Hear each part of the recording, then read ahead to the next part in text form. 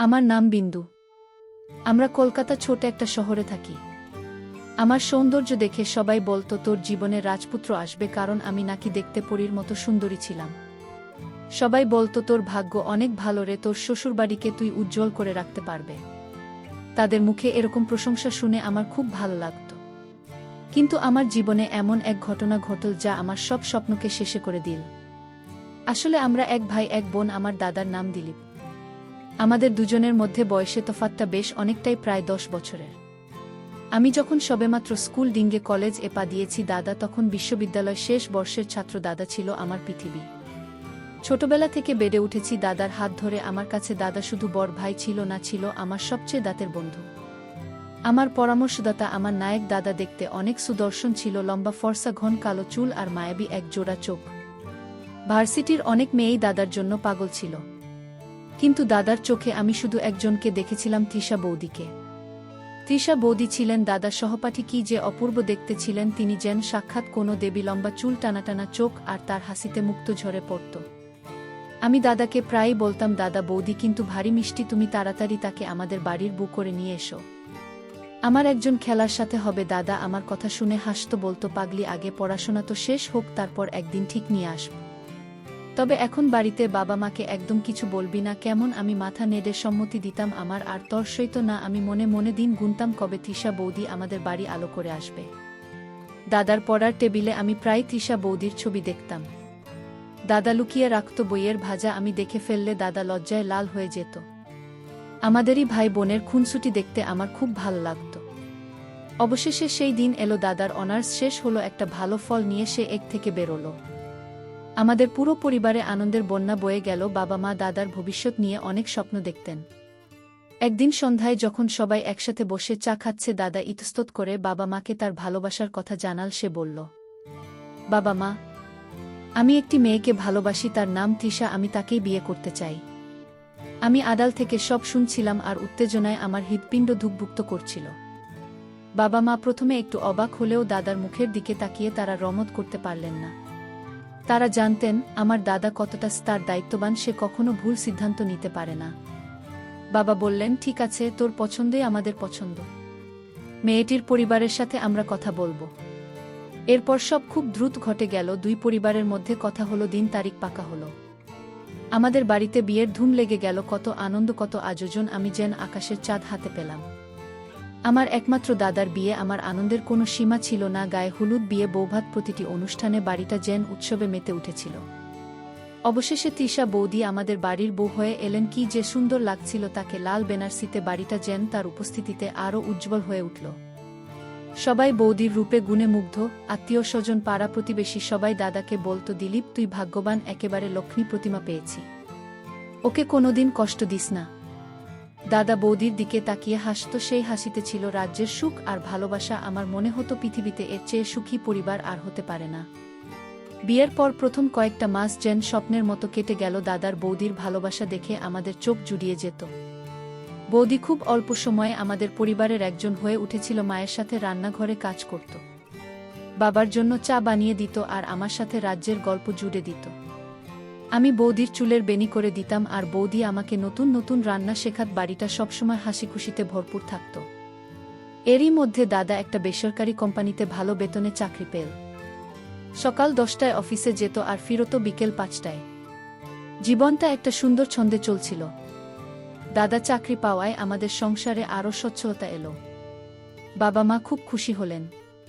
তাদের ছেলে নিজের পায়ে দাঁড়িয়েছে, সংসারী হয়েছে, এর চেয়ে বেশি আর কি চাওয়ার থাকতে পারে? কিন্তু এই সুখ হয়তো বেশিদিন স্থায়ী হলো না। 3-4 মাস গড়াতেই আমি বৌদির মধ্যে একটা সূক্ষ্ম পরিবর্তন লক্ষ্য করতে শুরু করলাম। যে বৌদি আগে সারাক্ষণ হাসি খুশি থাকত, সে কেমন যেন একটু চুপচাপ হয়ে গেল। মায়ের সাথে রান্নাঘরে যাওয়া কমিয়ে দিল, একা একা নিজের ঘরে বসে থাকত। আমি জিজ্ঞেস করলে বলতো, কিছু না, শরীরটা ভালো লাগছে না। প্রথম প্রথম আমরা সবাই ভাবলাম নতুন পরিবেশে মানিয়ে নিতে হয়তো একটু সময় লাগছে, কিন্তু দিন দিন তার এই পরিবর্তন আরও স্পষ্ট হতে লাগল। একদিন রাতে আমি বারান্দায় দাঁড়িয়েছিলাম। হঠাৎ দাদার বৌদির ঘর থেকে তাদের চাপা কথোপকথনের আওয়াজ পেলাম। বৌদি দাদাকে বলছিল, দিলীপ, আমি আর এই বাড়িতে থাকতে পারছি না। চলো আমরা শহরে অন্য কোথাও একটা বাসা ভাড়া করে থাকি। কথাটা শুনে আমার বুকের ভেতরটা ধক করে উঠল। আমি কান পেতে রইলাম। দাদা শান্ত গলা উত্তর দিল, হঠাৎ করে এই কথা কেন বলছো তিশা? এখানে তোমার কি অসুবিধা হচ্ছে? মা বাবা তোমাকে নিজের মেয়ের মতো ভালোবাসেন, বিন্দুও তোমাকে কত পছন্দ করে। বৌদির গলাটা একটু জেন চড়ে গেল। আমি কোনো অসুবিধা বা অভিযোগের কথা বলছি না। আমি শুধু আলাদা থাকতে চাই, আমাদের একটা নিজস্ব জগৎ হবে, একটা প্রাইভেসি থাকবে। এখানে সারাক্ষণ সবার মাঝে থাকতে আমার দম বন্ধ লাগে। দাদা বোঝানোর চেষ্টা করল, তৃষা তুমি বোঝার চেষ্টা করো। আমি আমার বৃদ্ধ বাবা মাকে ছেড়ে কিভাবে একা থাকব? আর তাছাড়া আমার যা মাইনে তাতে শহরে একটা ভালোবাসা ভাড়া করে সংসার চালিয়ে আবার গ্রামের বাড়িতে টাকা পাঠানো সম্ভব না। এতে আমাদের উপরে অনেক চাপ পড়ে যাবে। তাহলে তুমি যাবে না? বৌদির কণ্ঠে ছিল এক ধরনের জেদ। না, আমি আমার বাবা মাকে ছেড়ে কোথাও যাব না। যদি থাকতে হয় এখানেই থাকতে হবে। দাদার কণ্ঠ কঠিন শোনাল। এরপর আর কোনো কথা শুনতে পেলাম না। কিন্তু সেদিন রাত থেকে আমাদের বাড়ির সেই চেনা সুখের ছন্দটা যেন কেটে গেল। বৌদি যেন আরও গম্ভীর হয়ে গেল, কারো সাথে তেমন কথা বলতো না। মা কিছু জিজ্ঞেস করলে শুধু সংক্ষিপ্ত উত্তর দিত। দাদা অফিস থেকে ফিরলে তার সাথেও খুব প্রয়োজন ছাড়া কথা বলতো না। তাদের হাসি খুশি ভরা ঘরটা কেমন যেন নীরব থমথমে হয়ে গেল। আমি বাবা মা আমরা কেউ বুঝতে পারছিলাম না কেন বৌদি এমন করছে। মা তো বৌদিকে কোনো কাজই করতে দিতেন না, তার কষ্ট হয়। তাহলে কিসের এত অভিমান তার? এই টানাপোড়েনের মধ্যেই একদিন সকালবেলা সেই অঘটনটা ঘটল। দাদা অফিসে যাওয়ার পর বৌদি তার ব্যাগ গুছিয়ে কাউকে কিছু না বলে সোজা বাপের বাড়ির দিকে রওনা দিল। মা পিছন থেকে অনেক ডাকলেন, কিন্তু সে একবারও ফিরে তাকাল না। সেদিন বাড়িতে যেন এক মুহূর্তে শমশানের মতো নীরব হয়ে গেল। বৌদি বাড়ি থেকে চলে যাওয়ার পর দাদা একেবারে ভেঙে পড়ল। অফিস থেকে ফিরে যখন শুনল তৃষা চলে গেছে, সে পাথরের মতো স্তব্ধ হয়ে গেল। তার ফর্সা মুখটা এক নিমেষে ফ্যাকাশে হয়ে গেল। সে নিজের ঘরে গিয়ে দরজা বন্ধ করে দিল। সারা রাত ঘর থেকে কোনো শব্দ আসেনি। আমরা সবাই বাইরে থেকে অনেক ডাকাডাকি করলাম, কিন্তু সে দরজা খুলল না। পরদিন সকালে যখন দাদা ঘর থেকে বের হলো, তাকে চেনাই যাচ্ছিল না। চোখ দুইটা টকটকে লাল, চুল উস্কো খুস্কো, মুখ শুকনো। মনে হচ্ছিল সারা রাত একটা ফোঁটাও ঘুমায়নি। সেদিন থেকে নাদা কেমন যেন অন্য মানুষ হয়ে গেল। খাওয়া দাওয়া প্রায় ছেড়েই দিল। মা অনেক জোর করে 2-1 লোকমা খাইয়ে দিতেন। অফিসে যাওয়া বন্ধ করে দিল। সারাদিন নিজের ঘরে চুপচাপ বসে থাকত, নয়তো তৃষার ছবি হাতে নিয়ে তাকিয়ে থাকত। বাড়ির পরিবেশটা অসহনীয় হয়ে উঠল। মায়ের চোটে সব সময় জল। বাবা গম্ভীর হয়ে বসে থাকেন। আর আমি কি করব কিছুই বুঝতে পারছিলাম না। আমার চঞ্চল মনটা দাদার এই অবস্থা দেখে ভারাক্রান্ত হয়ে থাকত। আমি দাদার কাছে গিয়ে বসতাম, তাকে সান্ত্বনা দেওয়ার চেষ্টা করতাম। বলতাম, দাদা চিন্তা করো না, বৌদি হয়তো রাগ করে চলে গেছে, দেখবে ঠিকই ফিরে আসবে। দাদা আমার কথার কোনো উত্তর দিত না, শূন্য দৃষ্টিতে তাকিয়ে থাকত। একদিন সে আমাকে বলল, বিন্দু তুই একবার তোর বৌদির বাড়িতে যাবি, গিয়ে ওকে বুঝিসনি। আয় বলবি আমি ওকে ছাড়া বাঁচতে পারব না। দাদার এই অসহায় অনুরোধ আমি ফেলতে পারলাম না। পরদিন আমি বৌদিদের বাড়ি গেলাম, কিন্তু সেখানে গিয়ে আরও বড় একটা ধাক্কা খেলাম। বৌদির মা বাবা জানালেন বিষয় এখানে নেই, সে নাকি শহরে তার কোনো এক আন্টির বাসা চলে গেছে। কেন গেছে, কোথায় গেছে, কোনো সঠিক উত্তর তারা দিতে পারলেন না। তাদের কথা শুনে আমার মনে হলো তারা কিছু একটা লুকাচ্ছেন। আমি হতাশ হয়ে বাড়ি ফিরে এলাম। দাদা আমার জন্য অধীর আগ্রহে অপেক্ষা করছিল। আমি যখন তাকে জানালাম যে বৌদি বাড়িতে নেই, শহরে চলে গেছে, সে যেন আরও ভেঙে পড়ল। তার চোখ দিয়ে অঝরে জল পড়তে লাগল। একজন প্রাপ্তবয়স্ক শক্ত সমর্থকে এভাবে শিশুর মতো কাঁদতে দেখে আমার বুকটা ফেটে যাচ্ছিল। সেদিন থেকে দাদার অবস্থা আরও খারাপ হতে শুরু করল। সে যেন বাস্তব জগৎ থেকে নিজেকে পুরোপুরি বিচ্ছিন্ন করে ফেল। কখনো একা একা হাসত, আবার কখনো অকারণে কেঁদে উঠত। রাতের বেলা তার ঘুম হতো না। আমরা সবাই যখন ঘুমিয়ে পড়তাম, দাদা তখন সারা বাড়ি পায়চারি করত। প্রায়ই দেখতাম সে আমার ঘরের দরজার সামনে এসে দাঁড়িয়ে আছে। আমার ঘরটাই তো আগে দাদা আর বৌদির ঘর ছিল। তাদের বিয়ের পর বাবা এই ঘরটা তাদের জন্য নতুন করে সাজিয়ে দিয়েছিলেন। বৌদি চলে যাওয়ার পর দাদা আর ওই ঘরে থাকত না, সে বাইরের ঘরে সোফায় শুয়ে থাকত। দাদার এই অদ্ভুত আচরণে আমরা সবাই খুব ভয় পেয়ে গেলাম। তার চোখের চাউনিটা কেমন যেন অস্বাভাবিক হয়ে গেল। মাঝে মাঝে সে আমাকে দেখে চমকে উঠে বলতো, ওই তো তোর বৌদি আসছে, দেখ বিন্দু। দিশা ফিরে আসছে। তার এই ধরনের কথা শুনে আমার শরীর হিম হয়ে যেত। আমি বুঝতে পারছিলাম আমার দাদাটা আগের মতো নেই। বৌদির চিন্তায় সে কেমন যেন অনুমানা হয়ে যাচ্ছিল। দিন যত যাচ্ছিল দাদার অবস্থা ততই খারাপের দিকে যাচ্ছিল।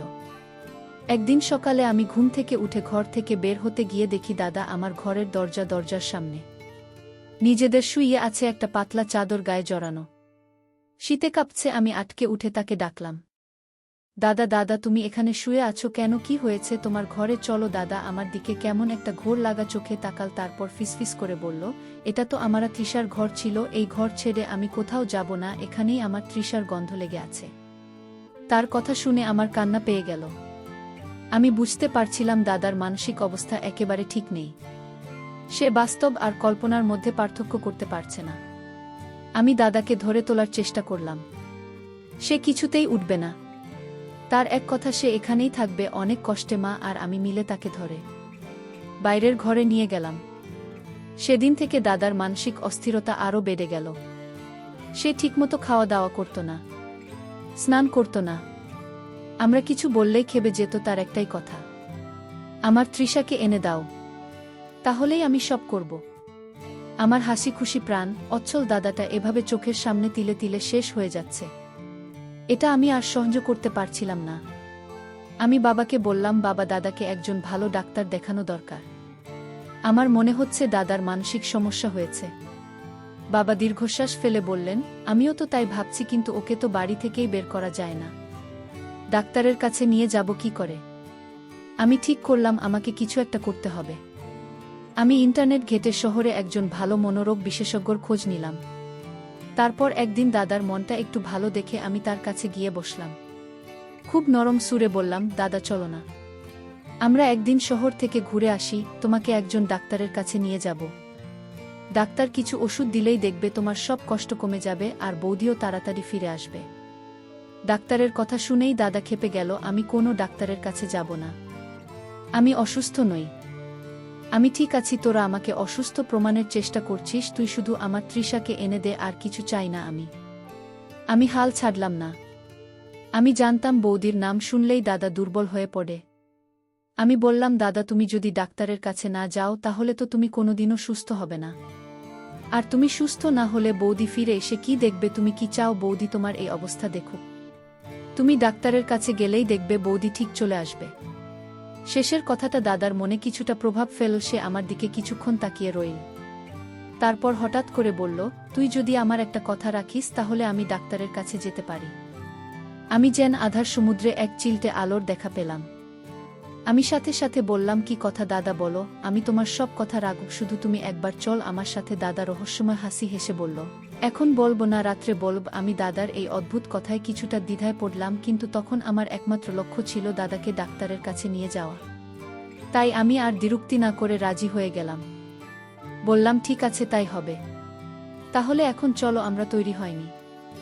আমি মনে মনে ভাবলাম, দাদার তো মনটা ভালো নেই, সে কি আর এমন বলবে? পার সুস্থতার জন্য এইটুকু তো করাই যায়। আমি তখনও জানতাম না সেই রাতের জন্য আমার জীবনে কত বড় এক রহস্য অপেক্ষা করছে। দাদাকে রাজি করানোর পর আমি আর এক মুহূর্ত দেরি করিনি। বাবাকে সব খুলে বললাম এবং সেদিনই বিকেলে আমরা দাদাকে নিয়ে শহরের দিকে রওনা হলাম। ডাক্তারের চেম্বারে পৌঁছানোর পর ওয়েটিং রুমে বসে দাদা শিখি অস্থিরতা, সে বারবার আমাকে জিজ্ঞেস করছিল, ডাক্তারকে বললেই তৃষা চলে আসবে তো? তুই সত্যি বলছিস তো? আমি তাকে বারবার আশ্বাস দিয়ে শান্ত রাখার চেষ্টা করছিলাম। অবশেষে আমাদের ডাক পড়ল। আমরা ডাক্তারের চেম্বারে ঢুকলাম।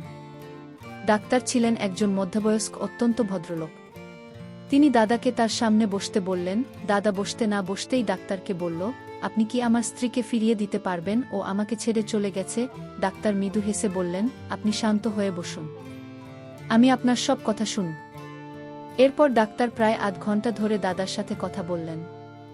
তার ছোটবেলার কথা, তার পড়াশোনার কথা, তৃষা বৌদির সাথে তার সম্পর্কের কথা সব কিছু খুঁটিয়ে খুঁটিয়ে জিজ্ঞেস করলেন। দাদা প্রথম দিকে ইতস্তত করলেও ডাক্তারের আন্তরিক ব্যবহারে ধীরে ধীরে সহজ হয়ে উঠল এবং তার মনের সব কথা বলতে শুরু করল। আমি আর বাবা ঘরের এক কোণে চুপ করে বসে সব শুনছিলাম। সব শোনার পর ডাক্তার আমাকে আর বাবাকে আলাদা করে তার সাথে কথা বলার জন্য ডাকলেন। তিনি আমাদের বললেন, দেখুন উনি মানসিক চাপের মধ্যে দিয়ে যাচ্ছেন। ভালোবাসার মানুষটিকে হারিয়ে তিনি একটা বড়সড় ধাক্কা পেয়েছেন, বড় কোনো মানসিক আঘাত বা গভীর দুঃখের কারণে এমনটা হতে পারে। এর ফলে ওনার ঘুম হচ্ছে না, খাওয়া দাওয়ায় অনীহা এবং বাস্তবতার সাথে মাঝে মাঝে সংযোগ হারিয়ে ফেলছেন। আমি উদ্বিগ্ন হয়ে জিজ্ঞেস করলাম, স্যার দাদা কি তাহলে খুব বেশি ভেঙে পড়েছে, ও কি আর কখনো ভালো হবে না? ডাক্তার আমার মাথায় হাত রেখে বললেন, একদমই না, পাগল শব্দটা ব্যবহার করবে না। উনি অসুস্থ এটুকুই। সঠিক চিকিৎসার পরিচর্যা পেলে উনি আবার আগের মতো সুস্থ হয়ে যাবেন। তবে একটা কথা মনে রাখবেন, এই ধরনের রোগের জন্য ওষুধের চেয়েও বেশি প্রয়োজন হলো পরিবারের ভালোবাসা, যত্ন আর সাপোর্ট। তিনি আমার দিকে তাকিয়ে বললেন, দিলীপবাবু আমাকে বলেছেন যে উনি এখানে এসেছেন কারণ আপনি উনার একটা কথা রাখবেন বলে কথা দিয়েছেন। আমি মাথা নেড়ে বললাম, হ্যাঁ স্যার, তাহলে আপনাকে সেই কথাটা রাখতে হবে। ডাক্তার বললেন, এই মুহূর্তে তার মনের ইচ্ছার বিরুদ্ধে যাওয়া একদমই চলবে না। তাকে কোনো কিছুতে বাধা দেবেন না। সে যা চায়, যা করতে বলে সেটা করতে দিন। তাকে বোঝানোর চেষ্টা করবেন না যে সে ভুল। তার বিশ্বাসটাকে সম্মান করুন। তাকে সময় দিন, তার সাথে গল্প করুন। তাকে নিয়ে বাইরে ঘুরতে যান। তাকে বোঝান যে আপনারা সবাই তার পাশে আছেন। আমি কিছু ওষুধ লিখে দিচ্ছি, এগুলো তাকে সময় মতো খাওয়াবেন। কিন্তু আসল ওষুধ হলো আপনারাই। ডাক্তার আমাকে জিজ্ঞেস করলেন, উনি তোমার কে হন? আমি বললেন, উনি আমার বড়দাদা। ডাক্তার বললেন, তোমার বয়স তো বেশ কম। পরিবারের অন্য কোনো প্রাপ্তবয়স্ক সদস্য যেমন তোমার মা কি পারতেন না এই দায়িত্ব নিতে? আমি দৃঢ়ভাবে উত্তর দিলাম, কোনো সমস্যা নেই স্যার, আমার দাদা এখন আমার কথা ছাড়া কারো কথা শোনে না। ওর জন্য আমি সব করতে পারি। ডাক্তারের মুখে একটা প্রশংসার হাসি ফুটে উঠল। তিনি বললেন, তাহলে তুমিই পারবে। ওকে সুস্থ করে তুলতে, শুধু মনে রেখো ধৈর্য হারাবে না। ডাক্তারের চেম্বার থেকে বেরিয়ে আবার মনটা কিছুটা হালকা হলো, অন্তত একটা পথ্য পাওয়া গেল। আমি মনে মনে প্রতিজ্ঞা করলাম, যেমন করেই হোক আমি আমার দাদাকে আবার আগের মতো সুস্থ হাসি খুশি জীবনে ফিরিয়ে আনবই। বাড়ি ফেরার পর আমি ডাক্তারের কথামতো দাদার যত্ন নিতে শুরু করলাম। আমি তাকে সময় মতো ওষুধ খাওয়াতাম, তার পছন্দের খাবার রান্না করে দিতাম, তার সাথে বসে পুরনো দিনের গল্প করতাম। কিন্তু দাদার অস্থিরতা যেন আরও বেড়ে গেল। সে ঠিকমতো খাচ্ছিল না, গোসল করতে চাইছিল না, তার চোখে মুখে একটা চাপা উত্তেজনা। আমি লক্ষ্য করছিলাম, একদিন দুপুরে আমি যখন তাকে খাবার জন্য ডাকতে গেলাম, সে আমার দিকে তাকিয়ে বলল, তুই তো আমার কথাটা রাখলি না। তুই আমাকে মিথ্যে কথা বলে ডাক্তারের কাছে নিয়ে গেছিস। আমি অবাক হয়ে বললাম, কোনো কথাটা রাখিনি দাদা, তুমি তো আমাকে এখনো বলেনি। তোমার কি কথা? দাদা মুখ ঘুরিয়ে নিল, এখন বলবো না, রাতেই বলব। আমি একটু দ্বিধায় পড়ে গেলাম। দাদা রাতে কি এমন কথা বলতে চায়? আমার মনের মধ্যে একটা অজানা ভয় কাজ করতে শুরু করল। কিন্তু ডাক্তারের কথাগুলো আমার কানে বাজছিল। তাকে কোনো কিছুতে বাধা দেবেন না। আমি দাদা পেয়ে বললাম, ঠিক আছে দাদা, আমি তোমার কথা শুনব। তুমি রাতে যা বলবে আমি তাই করব, কিন্তু তার আগে তুমি স্নানটা করে খেয়ে ওষুধটা খেয়ে নাও, না হলে তো তুমি আরও অসুস্থ হয়ে পড়বে। আমার কথা শুনে দাদা যেন কিছুটা শান্ত হলো। সে উঠে স্নান করতে গেল, তারপর টেবিলে এসে বসে অল্প কিছু খেল এবং ওষুধটাও খেয়ে নিল। কিন্তু সারাদিন সে আমার সাথে আর একটাও কথা বলল না, শুধু মাঝে মাঝে আর চোখে আমার দিকে তাকাচ্ছিল। রাত যত গভীর হতে লাগলো, আমার বুকের ভেতরকার ভয়টাও তত বাড়তে লাগলো। বাড়ির সবাই ঘুমিয়ে পড়েছে, চারিদিক নিস্তব্ধ, শুধু ঘড়ির টিকটিক শব্দ শোনা যাচ্ছে। আমি নিজের ঘরে বসে দাদার জন্য অপেক্ষা করছিলাম। রাত প্রায় 12টা বাজে, তখন আমার দরজায় ঘুম আস্তে করে টোকা পড়ল। আমি বুঝলাম দাদা এসেছে। আমি দরজা খুলতেই দেখি দাদা দাঁড়িয়ে আছে, চোখ দুইটা অন্ধকারেও যেন জ্বলজ্বল করছে। সে ফিসফিস করে বলল, ভেতরে আয়, কথা আছে। আমি দাদাকে নিয়ে তার ঘরে গেলাম। ঘরটা অন্ধকার, শুধু রাস্তার আবছা আলো এসে পড়েছে। দাদা খাটের উপর বসল, আমিও তার পাশে গিয়ে বসলাম। দাদা কিছুক্ষণ চুপ করে রইল, তারপর একটা দীর্ঘশ্বাস ফেলে আমার দিকে তাকাল। তার দৃষ্টিটা ছিল অদ্ভুত। সেখানে ছিল কষ্ট, যন্ত্রণা আর গভীর এক অপরাধবোধ। সে বলতে শুরু করল, বিন্দু, তুই তো আমাকে কথা দিয়েছিস, আমার কথা রাখবি। আমি কাঁপা কাঁপা গলায় বললাম, হ্যাঁ দাদা, আমি কথা দিয়েছি। তুই যদি আমার কথা না রাখিস তাহলে আমার কষ্টটা আরও বেড়ে যাবে এবং আমি হয়তো আর কখনো স্বাভাবিক হতে পারব না। আমি দাদার এই নাটকীয় কথায় আরও ঘাবড়ে গেলাম। আমি ধোপ গিলে বললাম, কি করতে হবে দাদা, তুমি খুলে বলো। দাদা আমার চোখের দিকে সরাসরি তাকাল, তার কণ্ঠটা ধরে আসছিল। সে যা বলল তা শোনার জন্য আমি প্রস্তুত ছিলাম না। আমি ভাবতেও পারিনি আমার দাদা আমাকে এমন একটা অনুরোধ করতে পারে। সেই রাতের সেই মুহূর্তটা আমার জীবনের সবচেয়ে কঠিন মুহূর্ত ছিল। আমি জানতাম আমার নিশ্চিন্তের উপর আমার দাদার ভবিষ্যৎ নির্ভর করছে। দাদা আমাকে ভাঙা ভাঙা গলায় বলল, তৃষা, তোর বৌদি আমাকে ভুল বুঝে চলে গেছে। বিন্দু সবাই জানে ও আলাদা আলাদা থাকতে চেয়েছিল বলে। আমি রাজি হইনি, তাই ও চলে গেছে। কিন্তু আসল কারণ এটা নয়। আসল কারণটা অনেক গভীর, অনেক যন্ত্রণার। আমি অবাক হয়ে দাদার মুখের দিকে তাকিয়ে রইলাম। বললাম, আসল কারণ সে আবার কি? দাদা একটা দীর্ঘশ্বাস ফেলে বলতে শুরু করল, আমি তোর বৌদিকে খুব কষ্ট দিয়েছি রে ওর বিয়ের সময়। বাপের বাড়ি থেকে যে স্বর্ণের গহনাগুলো দিয়েছিল আমি সেগুলো সব বিক্রি করে দিয়েছি। কথাটা শুনে আমার মাথায় যেন আকাশ ভেঙে পড়ল। আমি হতভম্ব হয়ে গেলাম। আমার দাদা, আমার সৎ আদর্শবান দাদা এমন একটা কাজ করতে পারে? আমি বিশ্বাস করতে পারছিলাম না। আমি বললাম, কি বলছো এসব দাদা? তুমি বৌদির গহনা বিক্রি করে দিয়েছ কেন? তোমার তো টাকার অভাব ছিল না। দাদার চোখ দিয়ে টপ টপ করে জল পড়তে লাগলো। সে ফোপাতে ফোপাতে বলল, আমার কোনো উপায় ছিল না রে। একদিন অফিস থেকে ফেরার পথে দেখি আমাদের অফিসের একজন পিয়ন, কাদের ভাই, রাস্তার ধারে বসে কাঁদছে। আমি তার কাছে গিয়ে কান্নার কারণ জিজ্ঞাসা করলাম। তিনি কাঁদতে কাঁদতে জানালেন, তার একমাত্র ছোট ছেলেটার হার্টে একটা ছিদ্র ধরা পড়েছে। ডাক্তার বলেছেন খুব তাড়াতাড়ি অপারেশন না করলে ছেলেটাকে বাঁচানো যাবে না। অপারেশনের জন্য প্রায় 2 লাখ টাকা লাগবে। কিন্তু তিনি দিনমজুর মানুষ, এত টাকা তিনি কোথায় পাবেন? ডাক্তার তাকে মাত্র 2 দিন সময় দিয়েছেন টাকা জোগাড় করার জন্য। দাদা থামল, চোখ মুছে আবার বলতে শুরু করল, কাদের ভাইয়ের ওই অসহায় মুখটা আমি ভুলতে পারছিলাম না। সারা রাত আমার ঘুম হয়নি। ছেলেটার মায়াবী মুখটা আমার চোখের সামনে ভাসছিল। আমি ভাবতে লাগলাম কিভাবে তাকে সাহায্য করা যায়। আমার নিজের জমানো কিছু টাকা ছিল, কিন্তু সেটা যথেষ্ট ছিল না। তখন আমার তোর বৌদির গহনাগুলোর কথা মনে হলো। আমি জানি কাজটা খুব অন্যায়, খুব ভুল। ওকে না জানিয়ে ওর জিনিস হাত দেওয়া আমার উচিত হয়নি। কিন্তু তখন আমার মাথায় আর কোনো বুদ্ধি আসছিল না। আমার শুধু মনে হচ্ছিল, গহনা তো আবার বানানো যাবে, কিন্তু একটা মানুষের জীবন চলে গেলে তো আর ফিরে আসবে না। পরদিন সকালে তোর বৌদি যখন বাথরুমে ছিল, আমি আলমারি থেকে গহনার বাক্সটা নিয়ে সোজা বেরিয়ে যাই। একটা দোকানে গিয়ে সব গহনা বিক্রি করে দিই। প্রায় 2.5 লাখ টাকা পেয়েছিলাম। সেই টাকাটা আমি কাদের ভাইয়ের হাতে তুলে দিয়ে বলেছিলাম, আপনার ছেলের চিকিৎসা করান, এই টাকাটা আপনাকে ফেরত দিতে হবে না। শুধু ছেলেটার জন্য দোয়া করবেন। আমি যখন বাড়ি ফিরি তখন দুপুর হয়ে গেছে। বৌদি ততক্ষণে জেনে গেছে যে গহনা নেই। সে আমাকে জিজ্ঞেস করতেই আমি সত্যিটা বলতে পারিনি। আমি ভয় পেয়ে গিয়েছিলাম। আমি যদি বলি যে আমি গহনা বিক্রি করে দিয়েছি, তাহলে সে কি ভাববে? আমি তাকে বলেছিলাম যে আমি ওগুলো ব্যাঙ্গের লকারে রেখে এসেছি। কিন্তু সে আমার কথা বিশ্বাস করেনি। সে ভেবেছিল আমি হয়তো কোনো খারাপ কাজে টাকাটা লাগিয়েছি। হয়তো কোনো মেয়ের সেদিন আমাদের মধ্যে খুব ঝগড়া হয়। আমি ওকে আসল সত্যিটা বলার সাহস পাইনি। আমার মনে হয়েছিল ও আমাকে লোভী ভাববে। আমিও সম্পত্তি আত্মসাৎ করেছি। এরপর থেকেই বদলে যেতে থাকে ও। হয়তো ভেবেছিল এই বাড়িতে থাকলে আমি ওর বাকি জিনিসও শেষ করে দেব। তাই ও আলাদা থাকতে চেয়েছিল। আমি যখন রাজি হলাম না, তখনও আমাকে চূড়ান্তভাবে ভুল বুঝে বাড়ি ছেড়ে চলে গেল। গল্পটা বলে দাদা কান্নায় ভেঙে পড়ল। আমি একটা মহৎ কাজ করতে গিয়ে আমার জীবনটাকে দুঃখে ভরে গেছে। আমি চোর নই, আমি লোভী নেই। আমি শুধু একটা বাচ্চাকে বাঁচাতে চেয়েছিলাম। কিন্তু আমার তৃষা, সে আমাকে কি ভাবল, এই অপরাধবোধ আমিও সহ্য করতে পারছি না। আমার দম বন্ধ হয়ে আসছে এতক্ষণে। আমি সবটা বুঝতে পারলাম। আমার দাদার রহস্যের জট খুলে গেল। আমার চোখের দাদার জন্য যে করুণা ছিল তা এক মুহূর্তে শ্রদ্ধায় রূপান্তরিত হল।